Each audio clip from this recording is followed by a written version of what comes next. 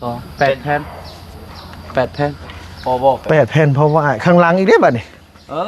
ทางนี้ก็2ทางนั้นก็2ทางหน้าก็2 6แล้ว ข้างหน้าผู้นี้บัดนี่ 6 7 แปด 8 แผ่นไม่ครบน้อย ทั้งนี้ได้ซะ10ผู้ใด ทางนี้อีกเดี๋ยวบ่เฉพาะตัวนี้นะ เนาะ ทางหลังนะ8 แผ่นทางหน้าก็ประมาณอยู่1 2 ข้างหน้านี่ก็ข้างหน้า 4 แผ่น เนาะ 4 แผ่น เพราะว่าแป้นลมตัวทึงน้ำพุ่นก็ต้องใส่อีกตัวข้างก็ใส่อีกเนาะ 4 แผ่น4 8กับ12 แผ่น โดย10ปลายแผ่นเพื่อ แผ่น เพื่อตัด โดย เพื่อหยัง ข้างล่าง เนาะ สีเฮาปองบ่พอได้ปองกลางมันบ่ เอาปองใหญ่นะปอง800ฮะ ขอบใจเด้อบริเด้อ โดย ของลุงเพิ่น โดย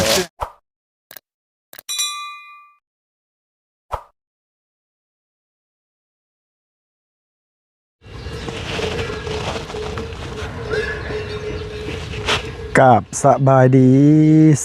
พ่อแม่พี่น้องเบิดสุขูสุคนเด้อพี่น้องเด้อสบายดีและสวัสดีพี่น้อง FC เบิดสมองสุบอนนะพี่เนาะเปิดคลิปมาพบมาพ่อกันเมื่อนี้ก็อยู่บ้านเทิมใหญ่เมืองพระลานไส้แขวงสวรรณเขตอยู่หม่องเก่าหม่องเดิมพี่น้องเอ้ยพอดีว่า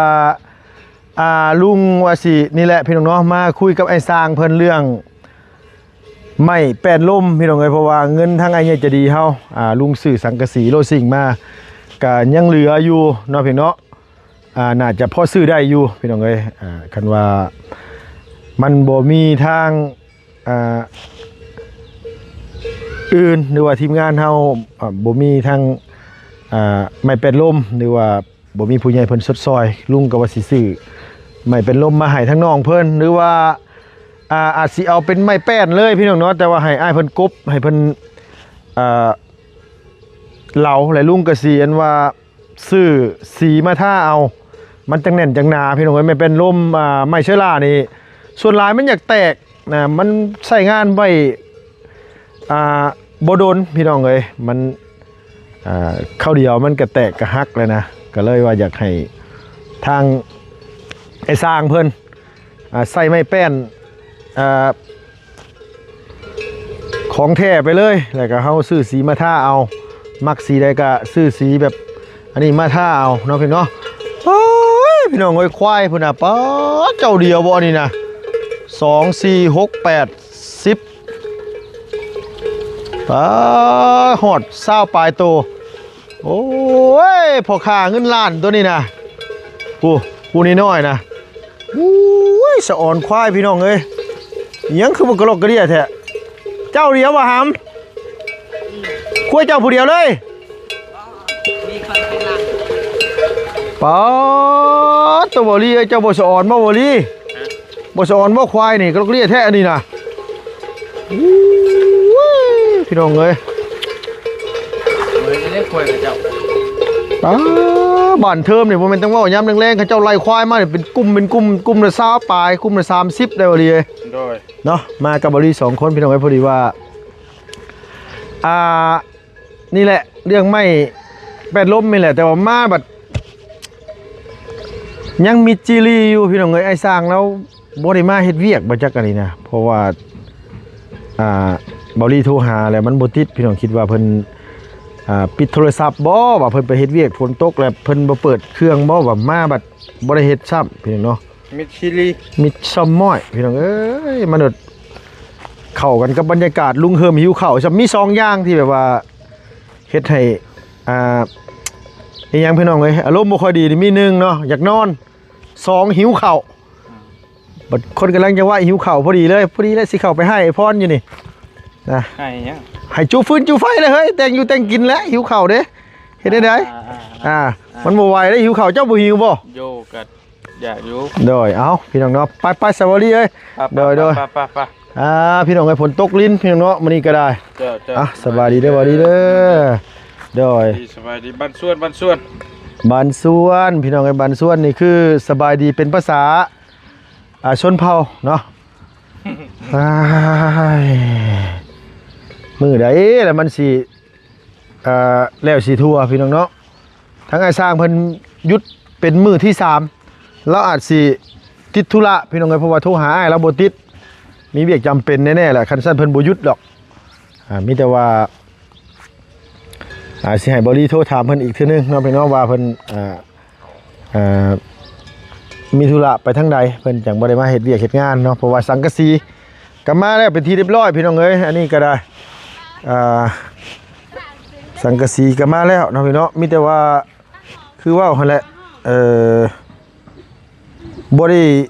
อันนี้บ่ได้ปิดไว้ยันเด็กน้อยย่างเตะนี่แหละพี่น้องเอ้ยตัวนี้แต่ว่าทั้งนั้นมันบ่เป็นหยังดอกกันว่าอันนี้นี่ยันแต่น้องนุ่งลูกหลานย่างเตะนี่ก็ป้าแต่ซ้ำสิออกเลือดเนาะบ่งัวบ่ได้เหยียบตัวเฮ้ยบ่ได้เหยียบแล้วว่ะบ่แม่นว่างัวหารอกินหญ้าไล่แล้วแล่นเหยียบนี่ก็บุ๊บก็สิว่าลังกะสีขี้ร้ายแท้สิว่าอีกแหละได้อยู่ดอกเนาะมันบ่ได้นี่ทางไอ้สร้างก็บ่ได้มาเนาะพ่อเนาะบ่ได้ถามเพิ่นบ่นางเพิ่นบ่ได้มาใกล้เลยแม่นบ่เอาสบายดีเด้อล่ะเด้อโดยมันยังกินยังคือติดปากติดข้างแท้ว่าเด้อโอ้ยเนาะคิดอยู่ว่าชุมลุงสิมามื้อนี้คิดว่าบ่มาแล้วกินข้าวเที่ยงยังกินแต่ตอนเมื่อแต่หาย มื้อนี้ไปให้มาเลยได้มาได้หมึกแตงสุกมาอยู่บ่ไปหายไม่ตู ไปให้แม่ตู้บ่มีคันให้ตู้น่ะมีอยู่เนาะแต่ว่ามันก็บ่ทันคนเอาเด้อพี่น้องเอ้ยทันคนรักเด้อหิวข้าวโอ้แท้ได้นี่น่ะไปให้บ่ได้เฮ็ดได้หอนมาเลยบ่ได้เห็ดไข่น้อยนึงแล้วก็เลยแกงกินอยู่ไฮเลยแกงกินอยู่ไฮไปกันจักคน3 คน อันนี้ก็ไปบ่นี่โดยไปคือกันไป3คนก็ไปนี่น่ะกับพี่ตู้แม่ตู้ยังไปหน้าได้อยู่แล้วก็ไปแบบไปซอยเราเฉยหญ้าพอดีแล้วก็เลยไปซอยแล้วแม่ตู้น่ะไปเสียหญ้าเลยชื่อเจ้าก็เลยฮู้ว่าแม่ตู้ไปเสียหญ้าผู้เดียวก็เลยอันว่าไปซอยแม่ตู้เลยไปซอยเรา3 มื้อมาพี่เนี่ยนั่งมาพี่เนี่ยอันนี้นี่ไม่แป้นนี่ซาใจน้องพ่อนี่เจ้าอยากได้อันว่าเป็นไม่เชื้อราบ่นางแป้นลมมันที่ว่าเฮาสิอันตีนี่แหละสิมุงหลังคานี่ว่าเจ้าสิเอาไม่แป้นนี่บ่แต่อันว่าสิซื้อสีมาท่าเอาหั่นนะแล้วแต่แล้วแต่ด้วยบ่แต่ว่าความแน่นหนาเนี่ยมันต้องไม่แป้นแบบนี้พี่น้องเอ้ยไม่แป้นตัวนี้นี่มันสิแน่นกว่าแล้วมันก็สิแข็งแรงกว่าคันว่าเฮาเอาไม้แป้นตัวนี้เนี่ยให้เพิ่นกบเรียบร้อยแล้วก็เลือกเอาตัวที่มันงามๆแล้วก็ซื้อสีมาท่าว่าเฮามักสีใดก็ท่าแหละอันนี้นะนางอันเพิ่นเฮ็ดเส้นตัวนี้นั่นล่ะคันว่าสมมุติว่าสิเอาไม้เสื้อล่าอะไรลุงก็สิซื้อมาให้ก็ได้อยู่แต่ว่ายันว่าดนไปแล้วยันมันฮักสินะมันบ่แข็งแรงคือแบบว่าบ่คือแข็งบ่คือไม้แป้นก็เลยว่าสิมาปรึกษากันกับไอ้สร้างเพิ่นว่าสิเอาไม้อันใดนะแต่ปัจจุบันไอ้สร้างบ่มาเนาะล่ะเนาะโดย3 มื้อไอ้เพิ่นบ่ได้มา3 มื้อนี่แหละเนาะโดยแล้วมีแนวจำเป็นบ่จ๊ะพี่น้องเอ้ยจังว่าไปรับอันว่าราชการเพราะว่าเราเป็นทหารพี่น้องเนาะเพราะว่ามันก็อาจจะมีเวียกเร่งด่วนเพิ่นอาจสิไปซอยทางกองทัพหรือว่าไปเฮ็ดเวียกเฮ็ดงานเพิ่นนั่นแหละบ่ลี่เจ้าคิดว่าสิเอาแบบใดบ่ลี่เจ้าว่าบ่เจ้าคิดว่าสิเอาไม้แป้นบ่คือว่าสิเอาไม้เชื้อราเจ้าว่านะใช่ไม่สบายดีอ้ายเลยสบายดี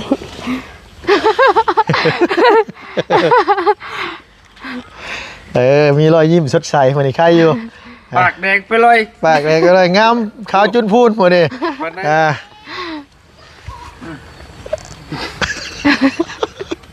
ลุงว่าเรื่องหยังโอ้ยเด้อลุงก็เลยถามมาปรึกษากันทีมงานเฮาว่าลุงนั่นถามเจ้าว่าระวังไม่แป้นนี่กับไม่ใช่ล่าบริอยากเลือกไม่ยั้งมาเพราะว่าเงินงบมันที่ว่าอ้ายเพิ่นฝากมาซื้อสังกะสีโลซิ่งเนี่ยมันเหลืออยู่คันว่าสมมุติว่าสิเอาไม่ใช่ล่ากะลุงเสียเงินส่วนนี้เนี่ยซื้อมานะคันว่าบ่เอาอันนี้ก็สิซื้อสีมาทาไหมโลยแม่เนี่ยไม่เป็นลมนั่นแหละเป็นลูกเคยบางเป็นลูกเคยเป็นลมก็ว่ากันอีกเรื่องนึงอันเพื่อนน้องเดิมหันบอลี่เอานี่ใช่ทีมงานอยู่ลาวใต้พอมันสิแข็งแรงเนาะแม่เราว่าไอ้ช่างเราอยู่พุ่นเราว่าไม่อันนั้นมันพ้อย คันตอกบ่เป็นนี่ก็แตกอีก แม่ใช่มันแตกต้องใช้น็อตซี่เอาแบบพิธี น็อตบุญ นั่นนึง บัดที่นี่บัดมันขึ้นตัวนั้นมันสิลำบากไงเด้พี่น้องเอ้ยมันต้องจับต้องมันตรงนี้นะ ความปลอดภัยบางที่เฮาย่างมันหล่นทับหัวทับหยังบางที่จะมันแบบกระบบบันไดหั่นนะ โดย ถ้าเราเป็นฝาจังว่าเฮาตอกแนบใส่ฝาแล้วมันบ่มีปัญหาปานใดตัวนั้น ว่าไงว่า ตัวอันนี้มันย่อนเด้ มันย้อน เอาแป้นนี้แหละแทนชวนตัวบอลี่ว่าคักกว่า เป็นนี่เนาะ แม่เพิ่น คื ก อ บงามๆ กบงามๆหาเลือกเอาแผ่นตรงๆเนาะ แม่นแล้วก็ ชื่อสีมาทาน้องพรคิดว่าจะได้พรเอ้ย แล้วแต่ แล้วแต่ เลย แล้วแต่กับคันสมมุติว่าเอาไม้แป้นนี่แหละฉันถ้าสีเจ้าจะได้สีหยัง บ่จักอีก สีหยังก็ได้ โอ้มาลุงเฮ็ดหั่นเอาสีเหลืองมาท่าว่าสิบ่วันอันว่าวัดพุ่นบ่ แต่ว่าบางบ้านก็เหมือนเห็นกับเจ้าบ่ได้ทาเด้ใส่แล้วก็มี บ่ท่าบ่งาม แต่ว่าเห็น บ่งามยันมันหลอกหั่น ที่ นะ เห็นหั่นนะ เฮายันมัน เฮามีเฮาทาก็ได้ โดยเฮายันมันดอกบ่แม่นหยังดอกเวลามันถึกฝนถึกหยังหลายปีไปคันว่าเฮาสิทาเคลือบแน่บัดก็สิงามแหน่หั่นนะแบบว่ามันก็สิทนแหน่ไม้นี่เจ้าสั่งมาจักอันว่าแผ่นบ่หรือไม่แป้นอันปู 65 อันนี้65แผ่นบ่นี่นะมันคือน้อยแถววะ เอ้ย อยู่ถึงนี่ อ๋อเพิ่นเอาขึ้นอยู่เทิงอยู่ก็มีอยู่แล้วเนาะกำลังว่าสิท่วงพี่น้องเอ้ยคือน้อยแท้ว่า 65เป็ดปู เป็น แต่ ปู ว่าสร้างแล้วว่าบ่พอหรอกเราอ่ะ ข่อยก็ว่าบ่พอ ต้องได้สั่งมาอีก ประมาณ80พุ่นบ่จะขาดอยู่ไป จังหวะ 10ปลายเพราะว่าคันเฮาสั่งมานี่เนี่ยให้เพิ่นเอาเลือกตัวนาๆเลยเพราะว่าเฮาต้องเฮ็ดบันไดขึ้นอีกเด้ บันไดเอาอันนี้บ่ แม่นเฮือนเสาค้ำเฮือนเสามอนเอานี่เบิดเลยเพราะว่า เป็นนี่บ่ เนี่ยมันไผสิตัวตุ้ยแท้สิว่ามันเอาเป็นคือสมัยรุ่น แต่ว่าตะกี้เพิ่นเอาไม้หน้า15เนาะ แม่น ตัดไม่นี่แต่ โดย ขนาด12แล้วมันก็สิน้อยพอ ไม่น่า15นี่มันน้อยโพดบ่ดี แต่เป็นมันสิบ่บางบ่ครับ ฮะ ชวนคือว่าน้ำหนักคือเฮานี่มันอยากคือว่าอยาก เรื่อยๆเฮือนเสายาเฮือนเสามอนเฮือนเสานั่นน่ะโดยเอาตัวที่แบบมันหนาๆแน่นะจัก2เซนขึ้นสินะเขาสิบอกว่าเฮา จะขันวะ ก็เฮ็ด5และ5คัน ขัน5ขันนี่ มันมี3คัน5คัน7คัน ขันไม่หน้า15เส้นหนึงพอบ่ บ่พอ 2เส้น แม่นหน้า15น่ะมันบ่ได้มันต้องหน้า20 หน้าเช้าว่ามันไม่ แม่น ได้นะ แม่นอันลูกบันไดน่ะ อันมองเฮาเหยียบหั่นเนาะ แม่นอันนี้มันต้องซ้ำนี่นี่หน้า20นี่นะ มันจะใหญ่ๆนี่เนาะ โดยขนาด15มันแบบพรีกระเทินนะจากแล้วน้องพรตีนน้อยก็ตีนใหญ่ได้ล่ะเนาะบ่ได้น้อยบ่ได้ล่ะ ก็จังว่ากัน มีแต่ว่าถ้า เฮ็ดเฮือนแล้วก็ ตามขั้นตอนไปเนาะ แม่น แต่ว่า ๆ อัน แต่ว่ายังบ่ทันมีเลย ลุงเฮ็ดเฮือนนั่นว่าเสามอนเสาค่ำอันเฮือนน้องย่าหั่นก็เอาไม่แป้นอันนี้เลยหน้า2เซนหน้า ก็ได้อยู่ 20แน่นอัพบ่ดีเอ้ย ได้คือกัน บางคนว่าเจ้าน้ำหนักเท่าไหร่เพิ่นว่าถามข่อยก็ว่าโอ้780น่ะแบกกระสานอีกจัก200โลเขาว่ะ ได้เยอะเพราะว่าแต่ส่วนบันไดหันบอลลี่ยังบ่ได้ช่างไม่เหลือไม่อย่างไรยังบ่ได้มีแต่เอาตัวชุด แม่มันหน้า15แม่นบ่มีนบ่ ยังบ่ได้มีอย่างไร หมายความว่ามันยังขาดหลายอย่างอยู่ซั่นน่ะ เพราะว่าบอลลี่เน้นเอาสุดเฮือนก่อน เพราะ เน้นให้เฮือนแล้วกับบันไดจังว่ากันน้ำล้าง แม่น นะ ๆอันนั้นน่ะคือไม้ตัวนั้นน่ะมันใช้ไม้หน้า15นี่5เซนคูณ15น่ะใช้2โตะ โดย ลูกมันสมมุติว่าเฮาเฮ็ด5คันกะคันหนึงกับเม็ดเศร้าแม่นบ่มันก็สิตกอยู่โอ้ยหลายแผ่นเติบ 3-4 แผ่นพุ่นแหละคันอันนี้ก็ได้ โดยก็ อ่า ยังหลายอยู่ได้ลูกติงเล่าอันนั้นยังหลายอย่างอยู่ ลูกติ่งก็ยังบ่ได้มีเด้ ยัง เนาะ บ่ได้มีไหน อ่า แต่เอาชุดเน้นชุดเฮือนนี่ก่อนหั่นนะ โดย แล้วจังว่ากันมันขาดตัวใดนะ บ่ไปว่าคือคันอ้ายเพิ่นมาเฮ็ดแล้วเฮาเป็นขั้นตอนไปเรื่อยๆมันแล้วหมองนั้นหมองนี้ไปนี่แหละ มันขาด แม่นเขาสิได้ฮู้ว่ามันขาดอย่างแน่สมมุติว่าไม้เส้นมันตีเส้นผ่าสิเข้าอันไม้เชื้อรามันขาดจักโตนู่นนี่นั่นแหละคันเฮาได้สั่งเฮาสิได้สั่งแม่บันไดมานำได้สั่งไม้เส้นไม้หยังมานำเลยแหละมันก็สิได้ฮู้นะพี่น้องสมมุติว่าเฮาสั่งที่ละโต2โตเขาจะบ่ได้มาส่งเฮาได้อั อั น น นี้ นี้ได้ ได้ บ่นี่ไม้ซีแปดนี่ ไม่สิแปดเฮ็ดหยัง เห็ดลาวลูกติงนะไม่นี่บ่เขาเจ้าเห็ด หน่อยพอ ลาวลูกติงน่ะไล่ลาวลูกติงน่ะ แต่ตัวมือจับบันไดดิ ตัวมือจับบันไดน่ะอันนี้ก็ได้คู่กันบ่ ที่ว่าเฮ็ดลูกติงขึ้นบันไดนะบ่ แม่น อันไม่48คือกัน 18ก็ได้เนาะ โดยไม่18 แต่ว่าไม่เหยียบนี่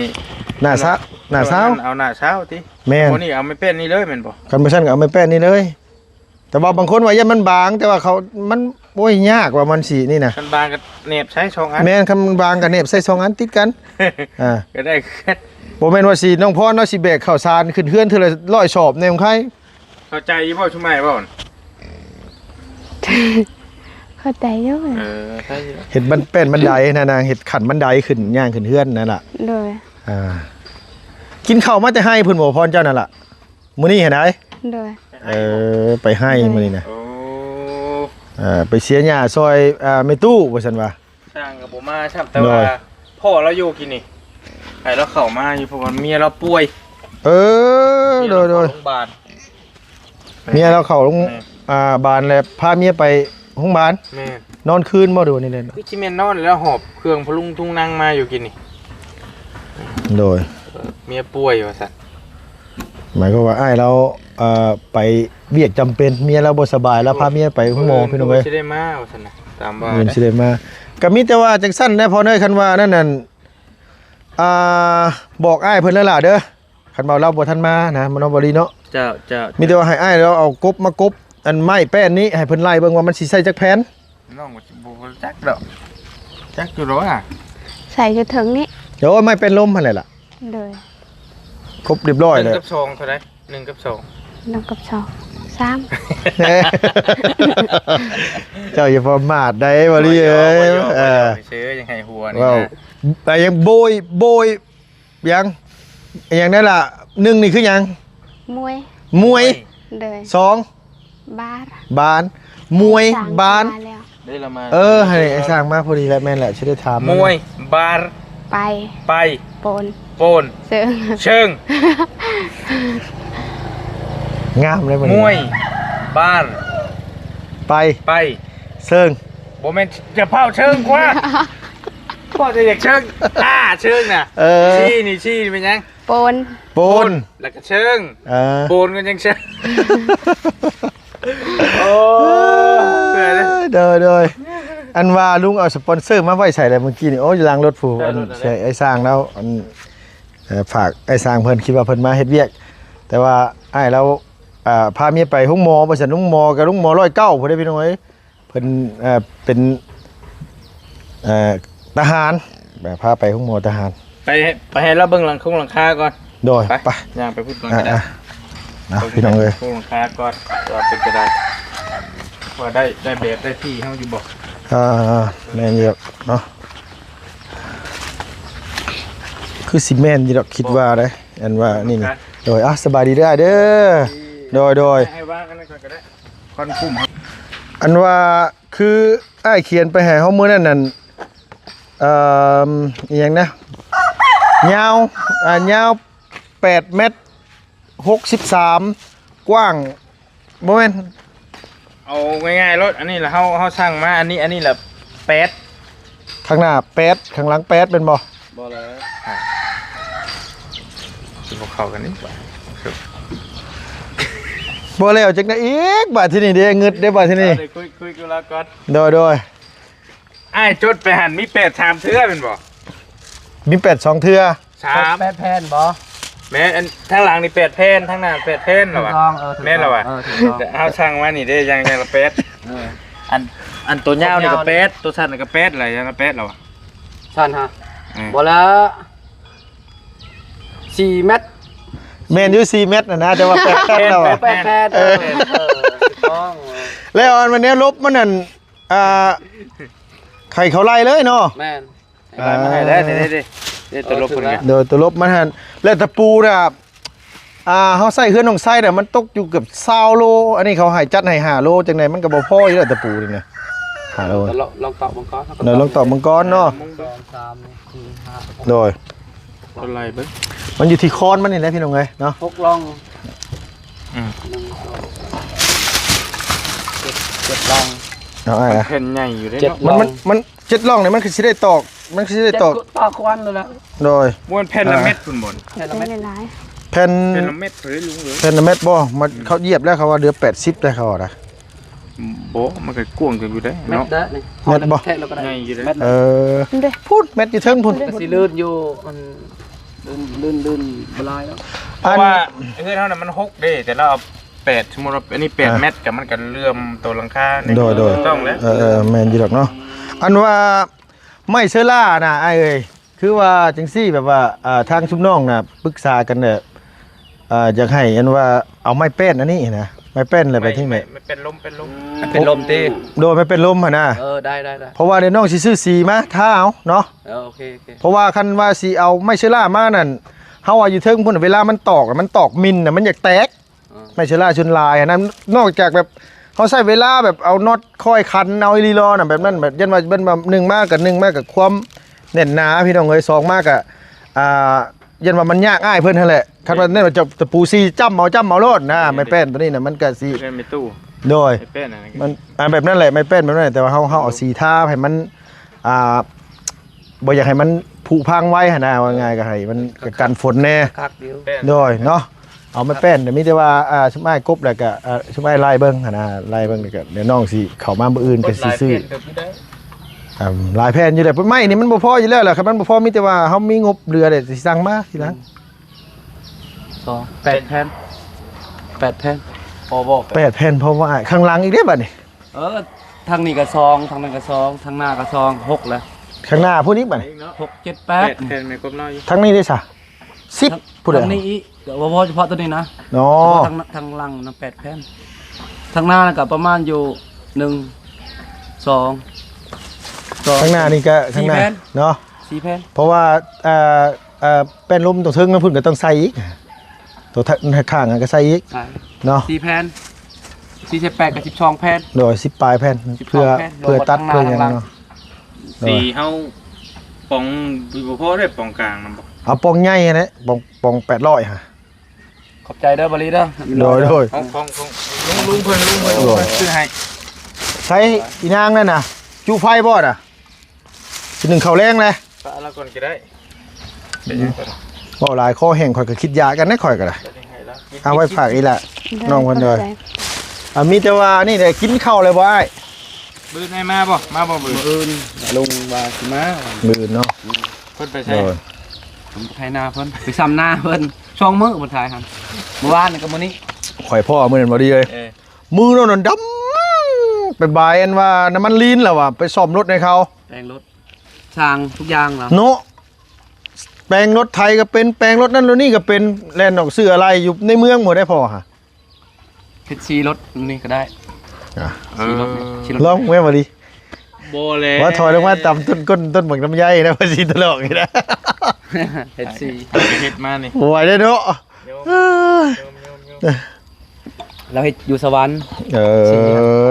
โดย เฮ็ดอยู่บ้านเฮาก็บ่ได้ดอกมันอยู่สวรรค์มันครบเลย มันอยู่บ้านก็ได้อยู่คันมีเครื่องมือ มือเฮ็ดได้เฮ็ดอะ เป็นวัตถุกอย่างอีหลีเนาะ ฉุกยางอันตอนแรกนะลุงนั่นว่าอย่างนะอันตัวลบมันนี่มันต้องซื้อน็อตโดยเฉพาะมันบ่หรือว่าเอาตะปูธรรมดาไอ้ ลบฮะ โดยมันมีน็อตลบเลยเขาเอิ้นว่าน็อตลบมันนะมันมีน็อตลบเลยกับมีคันเขาใช้ตะปูธรรมดากะยันว่ามันอันนี้เพราะว่าเพื่อนน้องไส้น่ะสร้างกับเจ้าแบบว่าลุงบ่ได้ซื้อไปแต่เขาเจ้าบอกว่าเอาน็อตลบอย่างนั้นมันต้องมีน็อตของมันเองค่ะว่าคันน็อต เล็ก ลบ ก็ได้ เล็กก็ได้ปะ เล็กก็ได้น็อตก็ได้น็อตก็คักคือกันตัวลบมัน เนาะ มันสิคักกว่า ใช้ไฟฟ้าริ้วๆเลย โดย ใส่สว่าน ตัวลบมัน สว่าน ใส่สวัสดิ์มีแต่ว่าสีใส่จักโตเท่านั้นแหละน็อตนะน็อตลบนี่ครับก็จำไม่ได้เพราะว่าเพื่อนน้องไส้น่ะพอน้องไส้แล้วซื้อเองเพื่อนอันซ้ำกันเลย เอามาสักโลบ่โลปลายบ่ ประมาณโลนี่ได้หน่อยเนาะ ตัวลบมันละว่า โดยน็อตลบ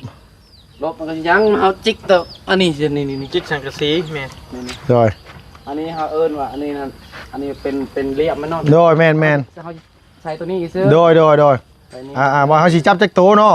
เฮาปัญหาว่าเฮาจักโตคันมันบ่ได้เจ็บแล้วก็ถ้ามันเจ็บแล้วก็ ห่างก็ได้เนาะ ประมาณ30หรือ50 อ่า ถ้ามันบ่เจ็บแล้วก็ใส่อีก โลนึง เนาะ ประมาณนี้แล้ว ประมาณโลนึงเพราะว่าเล็กนี่มันโลนึงมันบ่ได้หลายเด้เอาโลนึง โอ้ยรถมันก็บ่ได้ยาวปานใดนะ แม่นนอดบ่ได้นาวปานใด บ่ได้ยาวดอก ได้อยู่ได้อยู่ บ่ได้ยาวปานใด โลนึงเท่าไหร่ อันนี้เนี่ยบ่ได้ฮู้หยังแน่นี่น่ะฟังซื่อเกาหัวไปอันนี้สิดอกนะ บ่จักดอก เพราะว่าเงินที่เหลือนั่นตอนแรกน่ะว่าสิซื้อไม้เสื้อล่าแต่ว่าคิดไปคิดมาแหละมั มัน นหลังคานี่ให้มันครบก่อน โดย สีชานี่ก็บ่ได้เป็นถึกๆได้ แม่นมันสีนี่ก็แพงคันสมมุติว่าเอาของไทยแน่ของอีหยังสีอีหยังมีองค์เมเยอร์ที่จิบเกี่ยมเรียบอกอันถลอกกันก็แพงอีกเด้เรื่องหนึงอีกตัวนั้นก็ได้ กินเลียบ่หล่นบ่ บ่รอดนะเพิ่นเห็นเพิ่นโฆษณาว่าแต่ว่าสิแม่นความจริงหรือบ่แม่นก็บ่ฮู้คือกันตัวนั้นก็ได้เนาะโดยอันนี้ก็เอาราคาแบบกลาง75,000ต่อเม็ดพี่น้องเอ้ย75,000ต่อเม็ด โอ้ย โดย รับประกัน10 ปีเหรอ รับประกัน10 ปีแล้วว่ะ บ่ต้องเนาะ อันนี้นี่แบบบ่มีลอกบ่มีอันนี้แล้วเข้าสีนี้เข้าขี้เมียงบ่มีแล้ว เนาะ เนาะสีแดงเด้นี่สีแดงปันปากตัวเองเนาะวันนี้เนาะเป็นมา ได้ ที่นี่ผม มีแต่ว่า อันแอมได้สียังผมรับ จังหวะเพิ่นยังเลือกสีบ่ถูกอยู่อันแอมนั่น แอมกับสีไหม้เห็นแล้วสีไหม้เข้มๆมันเด้ แอมก็จงสงสัยสีอันที่ว่าไหม้อันยัง สีส้มเหลือง บ่ไหม้ที่เขาเจ้าคัดเอาหั่นนะ ๆ ไอ้ฮู้จักแล้วว่ะพอพร เข้าใจว่า เอาไม่หยังไม่พางไม่หิหยังนั่นน่ะ มันสิออกไปเป็นนี่ละสีมันอันนั้นนะมันจะออกไปไหม้นี่ละ โอ้สีเข้มกว่านี้ สีเข้มกว่านี้เนาะ สีเข้มกว่านี้ไหมสีออกแล้วๆนี่แหละแต่มันสีอ่ำๆกว่านี้ อำกว่านี้มันเบิ่งเนี่ยมันบ่เบื่อหั่นน่ะ งามละสีตัวนั้นก็ งามงาม นึกสีข่อยที่เอามาใส่เฮือนสมอนหั่น แม่น งามสีนั่นน่ะ บ้าใส่สีตัวนั้นยันปลาเติงยิ้วคนในบ้านเนี่ย สีเบิ่งเรือนหลังนี่บ่ เขาสิมาโอ้เขาอะไรนั่นก็ยังประธานเฮ็ดเขาว่าโอ้เฮ็ดงามมะลิบอกว่างามมะลิรอแล้วว่ะ ประวัติศาสตร์นะ แล้วย่างผ่านว่านี่อันว่าน้องเอาสังกะสีโลซิ่งลงมาโอ้ยโลซิ่งคักแน่เนาะเราว่ะโอ้ยอ้ายเอ้ยว่าสิให้เอาเฮ็ดจังได๋ซั่นเราคิดว่าเฮาสิเอาสังกะสีแบบว่าอันคืออันสังขาวๆอันน่ะมั้งโอ้ใส่โลซิ่งคักแน่แล้วว่ะแล้วก็ว่าไงว่าบ่อยากเชื่อว่ามาซอยเรือคือสิเอาเฮ็ดเอาแนวงามแท้จังซี่นะน้องพรนั่นเว้าแล้วอันนั้นน่ะโดดโด่ง บ่ตามมานะตกแล้วลอยปลายเนี่ยมันจะพอเฮือนทางนี้ครับ แม่น100กว่าลังบางลังนี่บางลังนี่200ปลายอ้ายเพราะว่าทั้งเฮ็ดห้องครัวห้องน้ำ ตามใครจินตนาการในเจ้าเทียบไปเทียบมาแบบนี้ เพราะว่ามันแต่ละอย่างมันบ่ได้น้อยเพราะว่าเพื่อมันแล้วเพื่อทุกอย่างเพื่อค่าสร้างค่านั่นค่านี่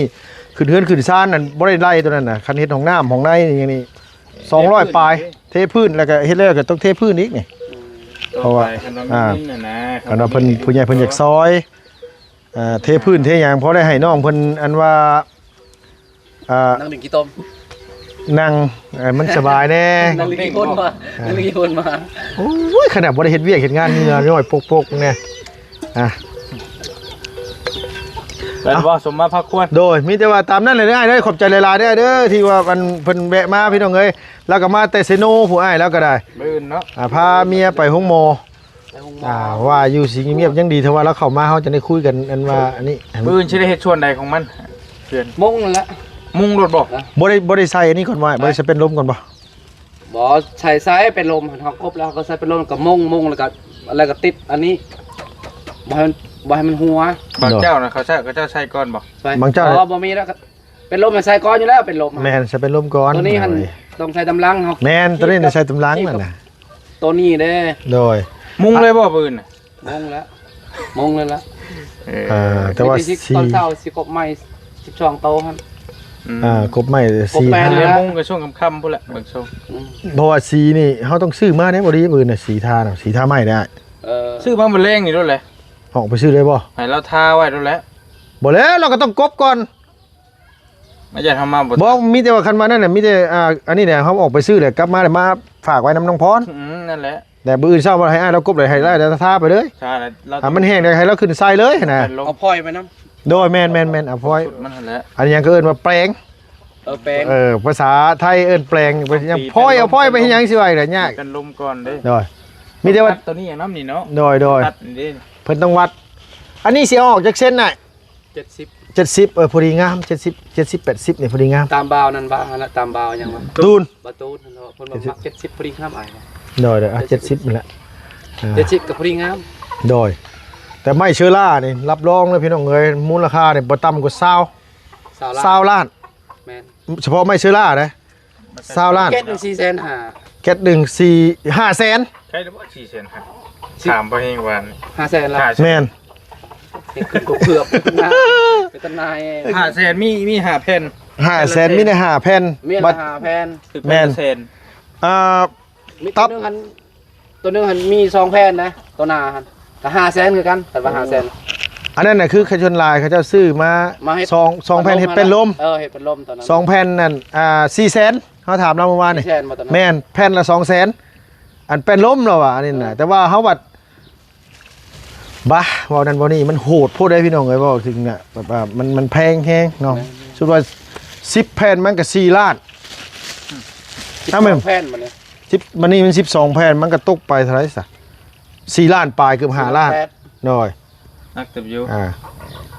แล้วพอเนาะ ทางคดีเอาตัวนี้แล้ว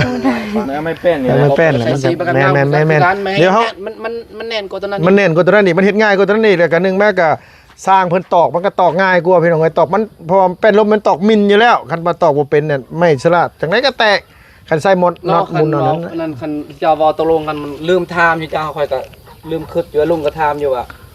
ทางอันทีมงานเพิ่นสิเอาเป็นโซล่าหรือว่าไปนั้นถ้าบ่ลืมไทม์เพิ่นบ่เอามันเขากบแล้วก็ตอกแล้วก็มื้อเดมงที่เช้าแล้วก็ แม่ สิแล้วพุ่นแหละใส่ชีใส่หยังลืมไทม์กัน เพราะว่าคัน